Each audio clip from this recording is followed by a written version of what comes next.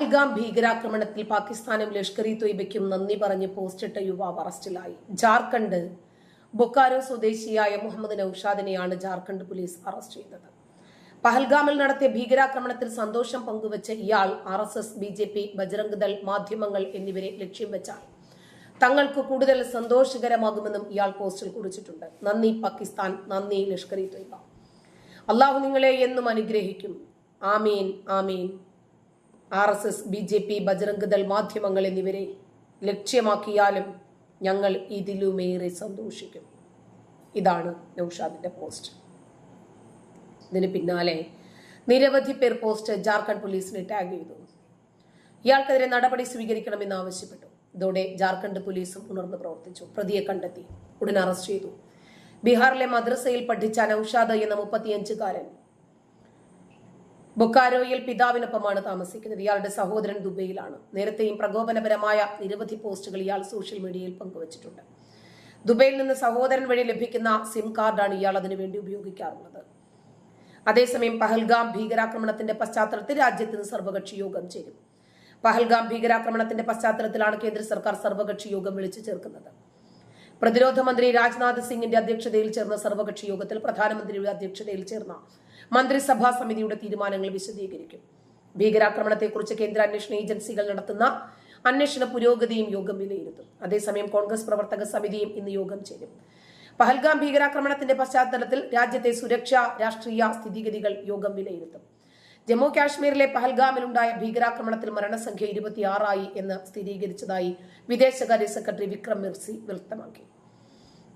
നിരവധി ലോകരാജ്യങ്ങൾ ആക്രമണത്തെ അപലപിച്ചു.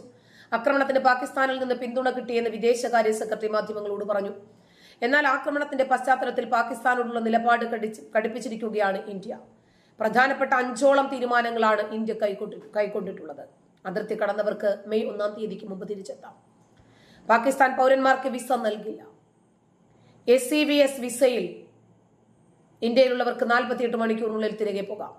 പാകിസ്ഥാനിലെ ഹൈക്കമ്മീഷനിൽ പ്രതിരോധ ഉദ്യോഗസ്ഥരെയും പുറത്താക്കി. ഒരാഴ്ചക്കുള്ളിൽ ഇന്ത്യയിൽ നിന്ന് പിന്മാറണം.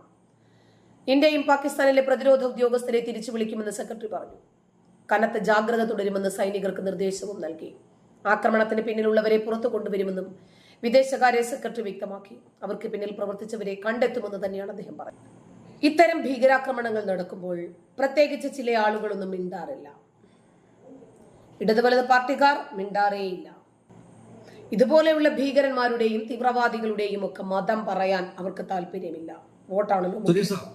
കശ്മീർ വീണ്ടും വിനോദസഞ്ചാരികളുടെ പറുദീസയായിട്ട് മാറുന്നു. കേരളത്തിൽ നിന്നടക്കം നിരവധി സഞ്ചാരികൾ പോകുന്നുണ്ട്. ഇനി ഈ ഗ്രൂപ്പിൽ കേരളത്തിൽ നിന്നുള്ളവരുണ്ടോ എന്ന് അറിയില്ല. വിശദ വിവരങ്ങൾ അറിവായിട്ടില്ല.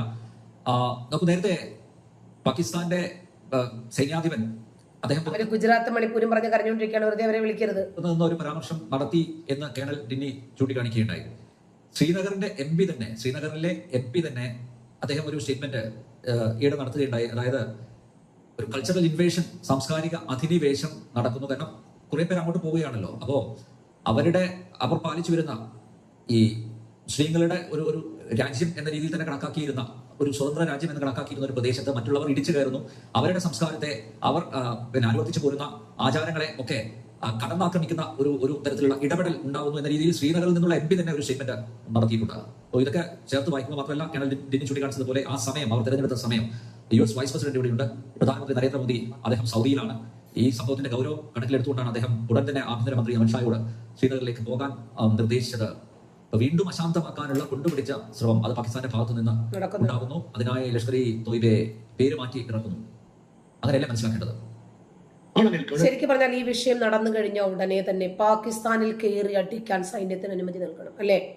അതല്ലെങ്കിൽ കേരളത്തിൽ നിന്ന് തുടങ്ങണം ഒരു നവോത്ഥാനവും തീവ്രവാദത്തിനെതിരെയുള്ള പ്രവർത്തനങ്ങളും. നമുക്ക് നെതന്യാഹുവിനെയാണ് ഇതിന് മാതൃകയാക്കേണ്ടത്. 1400 പേരെ കൊന്നപ്പോൾ 50,000 ആളുകളെ കൊന്ന് കാണിച്ചു കൊടുത്തു.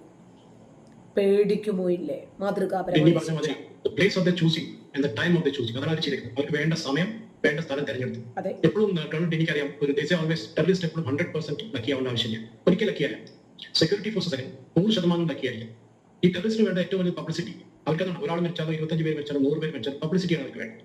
അത് നമ്മൾ മുംബൈ ആക്രമണത്തിൽ കണ്ടിരുന്നു, ജർമ്മൻ ബേക്കറി ബ്ലാസ്റ്റ് കണ്ടിരുന്നു, ഹൈദരാബാദിലെ ലുംബിനി പാർക്കിലെ ബ്ലാസ്റ്റ് കണ്ടിരുന്നു. അങ്ങനെ കുറെ ബ്ലാസ്റ്റുകൾ കൊണ്ട് നടന്നിട്ടുണ്ട്. ഞാൻ കഴിഞ്ഞ ആഴ്ച തന്നെ ഈ MP യുടെ സ്റ്റേറ്റ്മെന്റിനെ പറ്റി വേറൊരു ഡിബേറ്റ് ചർച്ച ചെയ്തതാണ്.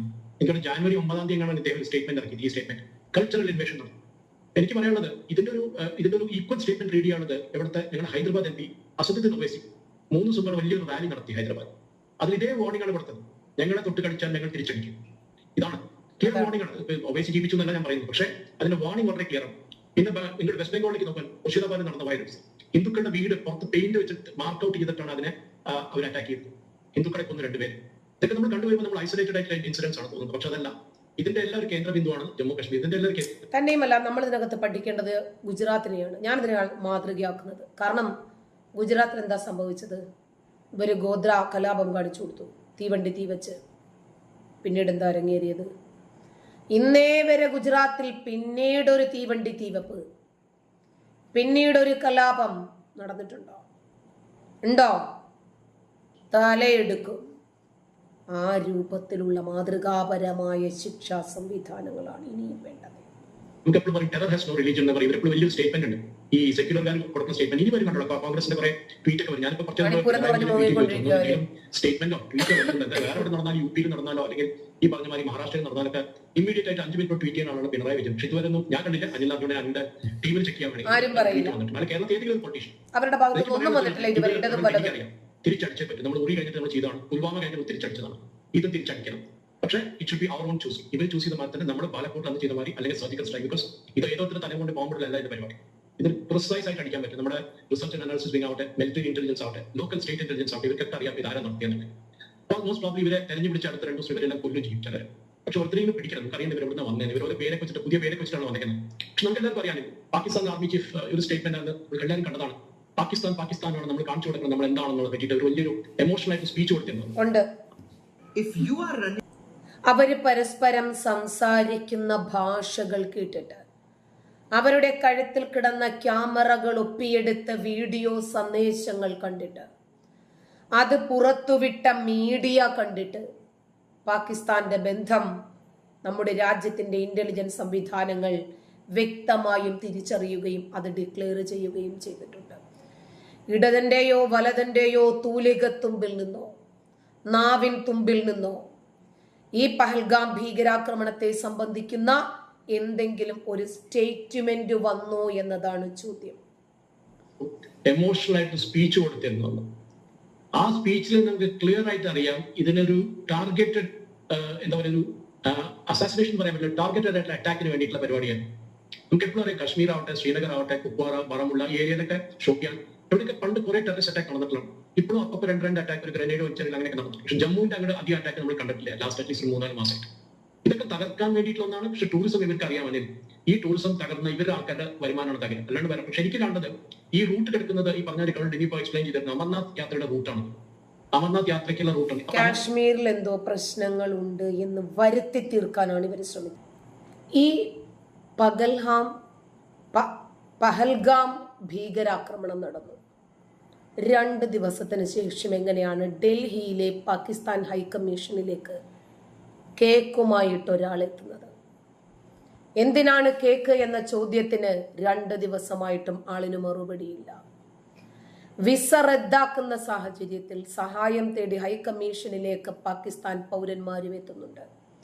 കേക്ക് എത്തിച്ചത് പാകിസ്ഥാൻ ഉദ്യോഗസ്ഥരുടെ ആഘോഷങ്ങൾക്കാണോ എന്ന ചോദ്യവും പ്രസക്തമാണ്. അതിനെ തുടർന്ന് ഓഫീസിന് മുന്നിൽ നാടകീയമായ സംഭവങ്ങളും അരങ്ങേറുന്നുണ്ട്. മാധ്യമങ്ങൾ അദ്ദേഹത്തോട് സംസാരിക്കാൻ ശ്രമിച്ചു, പക്ഷെ അദ്ദേഹം കേക്ക് അകത്തേക്ക് കൊണ്ടുപോകുന്ന അവസരത്തെ കുറിച്ചിട്ട് ഒന്നും പറഞ്ഞില്ല. എന്തിനു വേണ്ടിയാണ് ഈ ആഘോഷം എന്ന് ആവർത്തിച്ച് ചോദിച്ചപ്പോൾ കെട്ടിടത്തിലേക്ക് കേക്ക് കൊണ്ടുപോകുന്നതായി വന്ന ആൾ മറുപടി നൽകിയിട്ടില്ല. ജമ്മു കാശ്മീരിലെ പഹൽഗാമിൽ 29 നിരപരാധികളുടെ മരണത്തിനിടയാക്കിയ ഭീകരാക്രമണത്തെക്കുറിച്ച് വ്യാഴാഴ്ച രാവിലെ ന്യൂഡൽഹിയിലെ പാകിസ്ഥാൻ ഹൈക്കമ്മീഷൻ ഓഫീസിന് പുറത്ത് വലിയ ജനക്കൂട്ടം തടിച്ചുകൂടിയിട്ടുണ്ട്. പാകിസ്ഥാൻ മുർദാബാദ് തുടങ്ങിയ മുദ്രാവാക്യങ്ങൾ, പ്രകടനങ്ങൾ നടത്തിയിട്ടുണ്ട്. ഭീകരാക്രമണത്തിൽ 29 പേരാണ് കൊല്ലപ്പെട്ടത്. ഗുജറാത്തിൽ നിന്ന് 3 പേരും, കർണാടകയിൽ നിന്ന് 3 പേരും, മഹാരാഷ്ട്രയിൽ നിന്ന് 6 പേരും, ബംഗാൾ, ആന്ധ്ര, കേരളം, ഒഡീഷ, ചണ്ഡീഗഡ്, ഉത്തരാഖണ്ഡ്, ഹരിയാന, കാശ്മീർ, മധ്യപ്രദേശ് ഇവിടങ്ങളിൽ നിന്നുള്ള ആളുകളൊക്കെ, നേപ്പാളിൽ നിന്നുള്ള ഒരാളടക്കം മരണപ്പെട്ടിട്ടുണ്ട്. അതിന്റെ ആഘോഷമായിരുന്നു ഡൽഹിയിൽ നടന്നത്. നന്ദി.